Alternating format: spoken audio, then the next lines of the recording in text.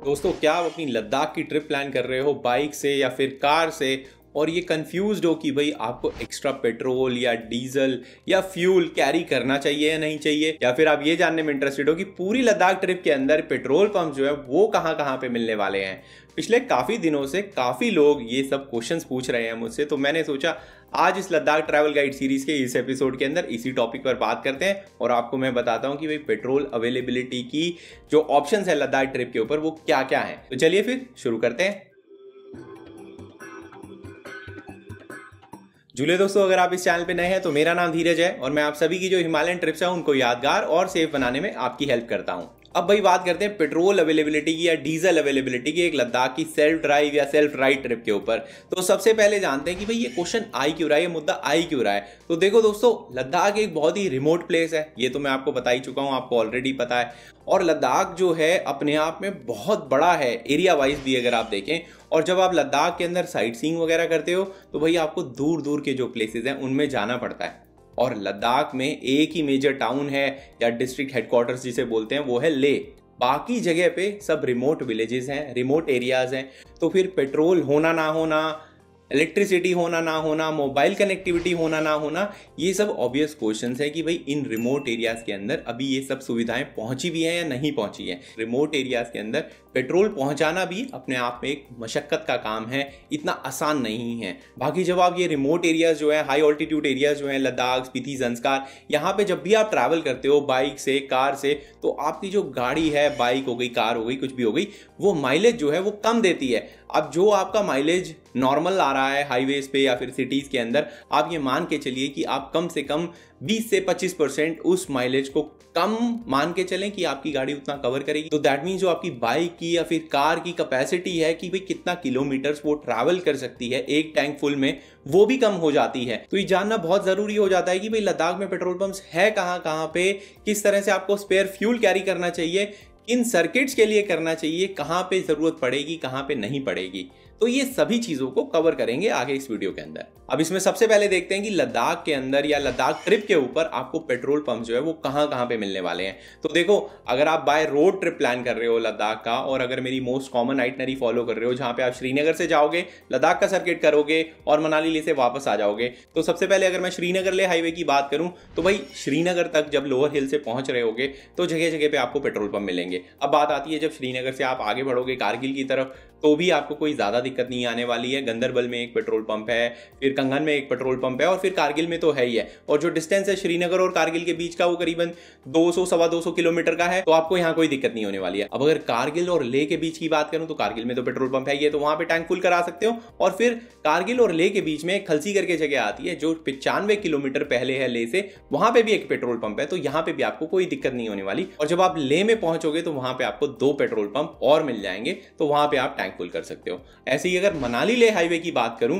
तो भाई वहां पे थोड़ी सी दिक्कत वाला काम है कि जब आप ले से मनाली की तरफ जाते हो तो सबसे पहले जो पेट्रोल पंप आपको मिलेगा मनाली ले हाईवे पे वो करू पे मिलेगा, जो कि 34 किलोमीटर बस आगे ही है। फिर करू के बाद आपको सीधा केलोंग के अंदर पेट्रोल पंप मिलेगा जो करीबन 325-330 किलोमीटर दूर पड़ेगा आपको। और फिर उसके बाद में तंडी, जो एक लोता पेट्रोल पंप पहले हुआ करता था, अब केलोंग का भी खुल गया है, बट पहले एक और तंडी हुआ करता था जो कि 7-8 किलोमीटर आगे ही है उस पेट्रोल पंप से, तो वहां पे आपको पेट्रोल मिलेगा। तो आपको अपना ट्रिप जो है अकॉर्डिंगली प्लान करना पड़ेगा कि भाई आपकी गाड़ी की माइलेज इतनी हैवी या नहीं है इस 320 किलोमीटर को करने के लिए। और फिर मनाली से जब दिल्ली की तरफ जाओगे तो बहुत सारे पेट्रोल पंप बीच में आएंगे, तो वहां पे आपको कोई दिक्कत नहीं होने वाली है। अब बात करते हैं लद्दाख के अंदर की। भाई लद्दाख के अंदर लेह के अलावा क्या कोई और पेट्रोल पंप है? तो बिल्कुल दोस्तों, 2 पेट्रोल पंप जो हैं वो और खुल गए हैं लद्दाख रीजन के अंदर। आज 2023 की अगर मैं बात करूं तो एक दिस्कित में पेट्रोल पंप 2016 में खुल गया था और ऑपरेशनल हो गया था, और काफी ज्यादा अवेलेबिलिटी अब रहती है। दिस्कित नुब्रा वैली का पार्ट है, तो वहां पे जब आप नुब्रा वैली जाओगे तो नुब्रा वैली में आपको चाले नहीं आने वाला है।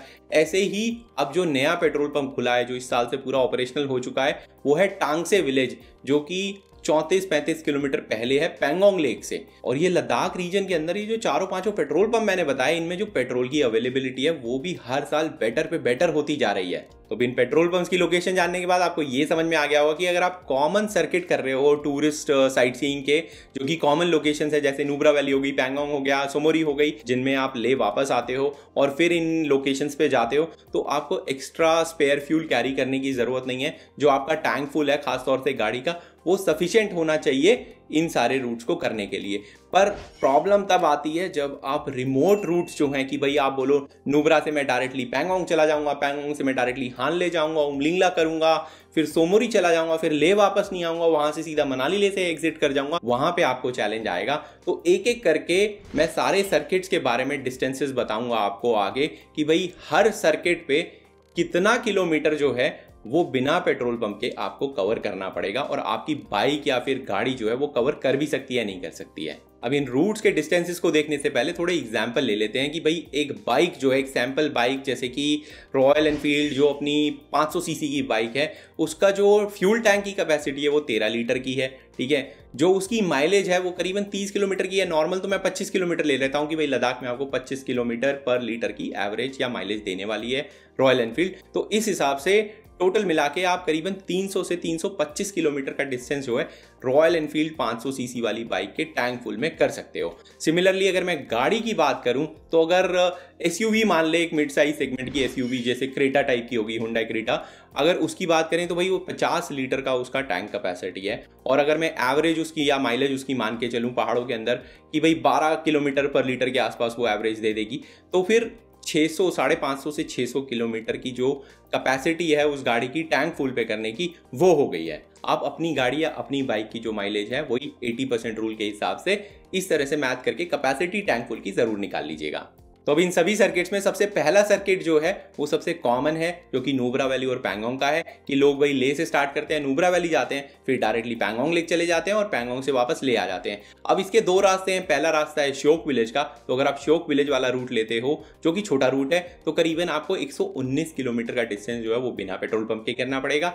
और जो दूसरा रूट है वो है वारिल्ला पास वाला रूट, वो थोड़ा सा लंबा पड़ता है। तो अगर आप उस रूट को लेते हो तो करीबन 180 किलोमीटर का डिस्टेंस जो है वो बिना पेट्रोल पंप के आपको करना पड़ेगा। और इस एग्जाम्पल में हमारी बाइक और गाड़ी दोनों ही इस डिस्टेंस को कवर कर सकती है, तो आपको कोई स्पेयर फ्यूल कैरी करना नहीं चाहिए। अब इस सर्किट को कॉम्प्लिकेट करना शुरू करते हैं। पहले ले से आप नुब्रा वैली जा रहे हो, नुब्रा वैली से पैंगोंग जा रहे हो, पैंगोंग से फिर सोमोरी लेक जा रहे हो और वापस ले आ जा रहे हो। तो इस रूट पे आपको करीबन 420 किलोमीटर का आसपास का डिस्टेंस है, वो बिना पेट्रोल पंप के करना पड़ेगा। और अगर आप सोमोरी लेक से सीधा एग्जिट कर जाते हो केलोंग या मनाली ले हाईवे की तरफ, तो भाई करीबन 570 किलोमीटर का ऐसा डिस्टेंस होगा जो बिना पेट्रोल पंप के आपको करना पड़ेगा। अभी 500 सीसी वाली बाइक है, ना तो 421 किलोमीटर कर सकती है फुल टैंक कैपेसिटी पे, ना ही 570 कर सकती है। तो उस हिसाब से आपको स्पेयर फ्यूल जो है अपने साथ में इस बाइक पे कैरी करना पड़ेगा। और सिमिलरली अगर मैं गाड़ी की बात करूं तो भाई गाड़ी 421 किलोमीटर वाला सर्किट कर लेगी, बट जो 570 किलोमीटर वाला है वो टच एंड गो होगा। तो थोड़ा बहुत फ्यूल जो है 5 से 10 लीटर आप साथ में कैरी कर लेंगे, तो आप सेफर साइड पे रहोगे।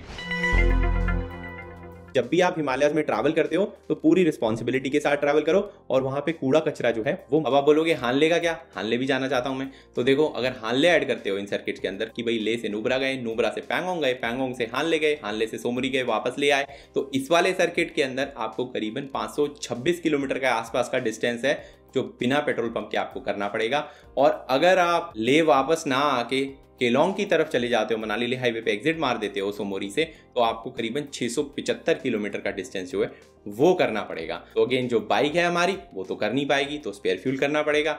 जो गाड़ी है हमारी वो पहले वाला टच एंड गो रहेगा और दूसरे वाला नहीं कर पाएगी, तो इसलिए दूसरा सर्किट में एक्स्ट्रा फ्यूल कैरी करना ही पड़ेगा आपको। अब इन्हीं दोनों सर्किट में आप उमलिंगला पास भी अगर ऐड कर देते हो, तो भाई जो पहले वाला सर्किट है जिसमें ले में वापस आ रहे हो, ले और उमलिंगला पास और सोमोरी लेक करते हुए, तो वो करीबन 675 से 700 किलोमीटर का ऐसा डिस्टेंस हो जाएगा बिना पेट्रोल पंप वाला। और जो दूसरा सर्किट है जिसमें आप ले वापस नहीं आ रहे हो और मनाली ले केलोंग की तरफ बढ़ जा रहे हो, तो वहां पे करीबन 825 से 850 किलोमीटर का डिस्टेंस होगा जो आपको करना पड़ेगा बिना किसी पेट्रोल पंप के। तो मुझे रिपीट करने की जरूरत नहीं है, जो इस वीडियो में गाड़ी और बाइक ली हुई है वो इन दोनों सर्किट्स को बिना स्पेयर फ्यूल कैरी करे अपने साथ में वो नहीं कर पाएंगी। अब एक सेट ऑफ टूरिस्ट ये भी आ रहा है कि भाई उन्हें नुब्रा वैली नहीं जाना है, उन्हें बस पैंगोंग और सोमोरी या फिर पैंगोंग, सोमोरी और हानले ही कवर करना है। तो अगर आप इन टूरिस्ट की कैटेगरी में आते हो और आप ले से पैंगोंग होते हुए, सोमोरी होते हुए वापस ले आ रहे हो, तो करीबन आप 445 किलोमीटर का डिस्टेंस मान लीजिए बिना पेट्रोल पंप के। और अगर आप ले से फिर वही पैंगोंग जा रहे हो, सोमोरी जा रहे हो, केलोंग या मनाली ले की तरफ एग्जिट कर जा रहे हो, तो करीबन 570 किलोमीटर ऐसे होंगे जहां पे कोई पेट्रोल पंप आपको नहीं मिलने वाला है। अब अगर आप इसमें हानले ऐड कर लेते हो तो आप मान लीजिए 675 किलोमीटर के आसपास का डिस्टेंस ऐसा हो जाएगा जिसमें आपको कोई पेट्रोल पंप नहीं मिलने वाला है।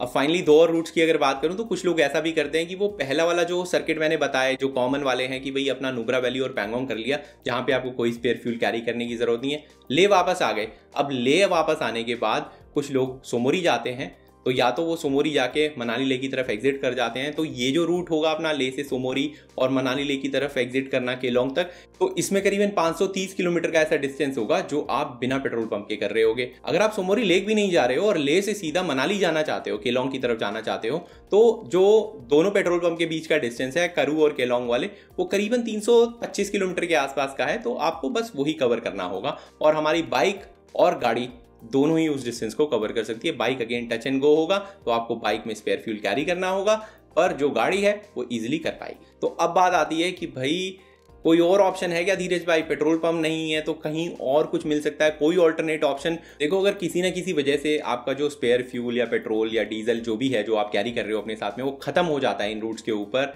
आप किसी डिटूर पे चले जाते हो, उसकी वजह से खत्म हो गया, या बाइक की माइलेज करने में या कैलकुलेट करने में आपने गलती कर दी, उसकी वजह से खत्म हो गया, या फिर आप स्पेयर फ्यूल कैरी ही नहीं कर रहे थे, आपको पता ही नहीं था, तो भाई कुछ ऐसी विलेजेस आएंगी इन सारे रूट्स पे जहाँ पे कुछ विलेजर्स जो होते हैं वो कुछ स्टॉक करके रखते हैं अपने पास में पेट्रोल। भाई उनको चाहिए होता है, बार बार तो जा नहीं सकते ले में भरवाने या टांगसे में या फिर दिस्कित में भरवाने, तो वो क्या करते हैं, एक बार में भर के ले आते हैं और स्टॉक कर लेते हैं। तो अब ऐसी विलेजेस में आपको जो स्टॉक्ड फ्यूल है वो मिल सकता है, विलेजर्स आपकी हेल्प कर सकते हैं। आपको ऑफ कोर्स पैसे देने पड़ेंगे, थोड़ा प्रीमियम भी देना पड़ेगा। अब क्वालिटी जो है उस पेट्रोल की या डीजल की वो थोड़ी खराब हो सकती है। ऑफ कोर्स आप एक लेवल का एडल्ट्रेशन मान के चलें कि हो सकता है उसमें आपको मिलावट मिल सकती है, तो उससे बचने के लिए आप क्या कर सकते हो, एक लेवल तक अगेन कि एक पतला कपड़ा, थिन क्लॉथ टाइप का आप कैरी कर सकते हो अपने साथ में, और फनल जो है जिससे पेट्रोल को डाला जाएगा वो जरूर कैरी करें।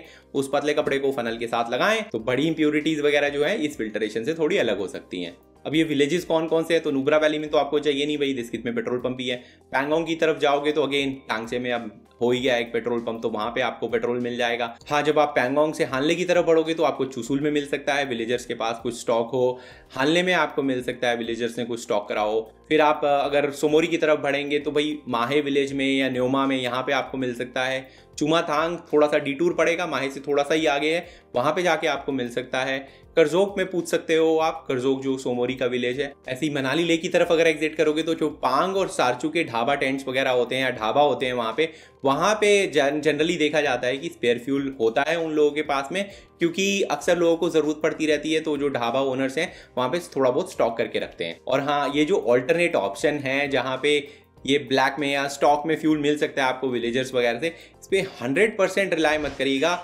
अड़ी भीड़ में अगर ये चीज़ ज़रूरत पड़ रही है आपको तभी आप करिएगा, पर कोशिश यही करिएगा अपनी कैलकुलेशंस वगैरह करके, मैथ वगैरह करके इस वीडियो के जरिए कि भाई जो भी आप सर्किट प्लान कर रहे हो वहाँ पे स्पेयर फ्यूल को आप खुद कैरी करें पेट्रोल पंप से, तो ज़्यादा अच्छा रहेगा। अब आप बोलोगे स्पेयर फ्यूल वगैरह तो आप बोल रहे हो कैरी करने के लिए, भाई टिप्स भी दे दो कि कैसे कैरी करना चाहिए स्पेयर फ्यूल। तो देखो, पहली टिप बहुत बता ही चुका हूँ भाई, कपड़ा और फनल ले जाना मत भूलिएगा, बहुत इंपॉर्टेंट है जो इंप्योरिटीज है उसे फिल्टर आउट करने के लिए। इसी में सेकंड टिप ये है कि भैया आप एक कोई स्टर्डी जेरी कैन टाइप की जो मेटल वाली होती हैं, लंबी सी पतली सी, उनको यूज करिए, क्योंकि वो लीक प्रूफ होती हैं, तो स्पिल ओवर होने का चांसेस कम है और आप सेफली जो है इस फ्यूल को या पेट्रोल को, डीजल को कैरी कर पाओगे। तीसरी टिप ये आ जाती है कि अगर जेरी कैंस आप ढूंढ नहीं पा रहे हो या मिल नहीं पा रही हैं आपको, आप क्या कर सकते हो तब कि जो कोक की बॉटल आती है या पेप्सी कोक, किसी भी सोडा की बॉटल आती हैं 2-2 लीटर वाली, आप उनमें कैरी कर सकते हो, क्योंकि वो लीक प्रूफ होती हैं, ठीक है। बट प्लास्टिक है तो रिस्क हमेशा रहेगा उसके साथ में, और बट आप उसको लीक प्रूफ बना सकते हो और इजीली स्टॉक कर सकते हो। चौथा पॉइंट इसमें ये आ जाता है कि जो प्लास्टिक की जेरी कैंस होती हैं या प्लास्टिक की जो कैंस वगैरह होती हैं उनको आप अवॉइड करें, क्योंकि वो टूट सकती हैं, बस्ट हो सकती हैं, लीक हो सकती हैं, तो उनमें कैरी ना करें तो ज़्यादा अच्छा है। अब इसमें क्या होता है कि जो पानी भरने के वो टैंक नहीं आते 20-20 लीटर वाले जिसमें आप डिस्टिल वाटर लाते हो, तो वो थोड़े स्टडी ज़्यादा होते हैं। अगर आपको कैरी करना ही है तो आप उसमें भी कैरी कर सकते हो। अगेन ये सब प्लास्टिक है, तो प्लास्टिक में खतरा हमेशा रहता है स्पिल ओवर का, टूटने का, तो ध्यान रखिएगा।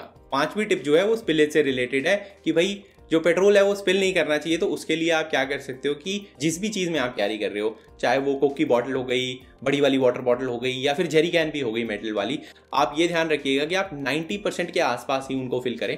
100% पूरा टॉप तक, पूरा गले तक मत फिल करिएगा उनको। इसी में छठी टिप ये आ जाती है कि अगर आप प्लास्टिक कंटेनर किसी भी वे में यूज़ कर रहे हो, खास तौर से बाइक पे, तो भाई पत्थर लगने से बस्ट हो सकती है जो कैन है, या फिर ब्रेक हो सकती है, स्पिल हो सकता है पूरा का पूरा, और जो स्पेयर फ्यूल कैरी करने का आइडिया है आपका पूरा खराब हो सकता है। तो इसलिए अगर आप बाई चांस कर भी रहे हो बाइक के ऊपर, खास तौर से प्लास्टिक की जो कैंस है उनको कैरी कर रहे हो, तो प्लीज़ उनको अच्छे से रैप कर लीजिएगा, तारपुलिन वगैरह लगा दीजिएगा, पैडिंग वगैरह लगा दीजिएगा, ताकि नीचे से जो पत्थर वत्थर उछल रहे हैं वो उसमें होल वोल ना कर दें। और इसी में आखिरी टिप ये आ जाती है कि अगर आप बाइक को रेंट पे ले रहे हो या फिर गाड़ी रेंट पे ले रहे हो, तो भाई जो माइलेज है, खास तौर से बाइक जो रेंटेड है उनमें जो माइलेज है वो और कम मिलने वाली है। तो जैसे इस वीडियो में एग्जांपल में मैंने 500 सीसी की बाइक ली थी रॉयल एनफील्ड, और उसको एवरेज या माइलेज जो थी वो 25 किलोमीटर पर लीटर के आसपास रखी थी। वो अगर मैं रेंटल बाइक ले रहा हूँ वही 500 सीसी वाली, तो मैं 20 किलोमीटर पर लीटर की एवरेज से मान के चलूँगा, क्योंकि जो ये वाली बाइक्स वगैरह होती हैं, रेंटेड बाइक्स वगैरह, बहुत अच्छी कंडीशंस में नहीं होती है, आए दिन रेंट पे चलती हैं। उसको मैनेज करने की कोशिश करते हैं, मेंटेन करने की कोशिश करते हैं बाइक रेंटल वाले, पर पूरी तरह से आप रिलाई नहीं कर सकते क्योंकि आपकी खुद की नहीं है। अगर आपको थोड़ा एक्यूरेट फिगर चाहिए तो लोकली भाई उस रेंटल बाइक को लेके चले जाओ, लेह के आसपास या मनाली के आसपास, और देख लो कितना माइलेज दे रही है। उसके बेसिस पे थोड़ा सा और कम कर लो उस माइलेज को, और उस माइलेज को यूज करके अपनी कैलकुलेशंस कर लो। तो दोस्तों, इस पेट्रोल अवेलेबिलिटी के टॉपिक के बारे में ये सारी डिटेल्स जो थी वो आपके साथ में मैं शेयर करना चाहता था इस वीडियो में। अगर आपको ये वीडियो पसंद आया तो लाइक जरूर कर दें इस वीडियो को। अगर आपको लगता है किसी और के यूजफुल रहेगा तो प्लीज उसे शेयर कर दें। और हाँ, अगर आपको कोई क्वेश्चन है किसी भी ट्रांस हिमालयन ट्रिप को प्लान करने के लिए, तो नीचे कमेंट सेक्शन है, उसको यूज करें और वहां मैं आपकी हेल्प जल्द से जल्द करने की कोशिश करूंगा। तब तक के लिए दोस्तों, झूले और हिमालय जो है उनको क्लीन रखने में अपना पार्ट जरूर प्ले करें।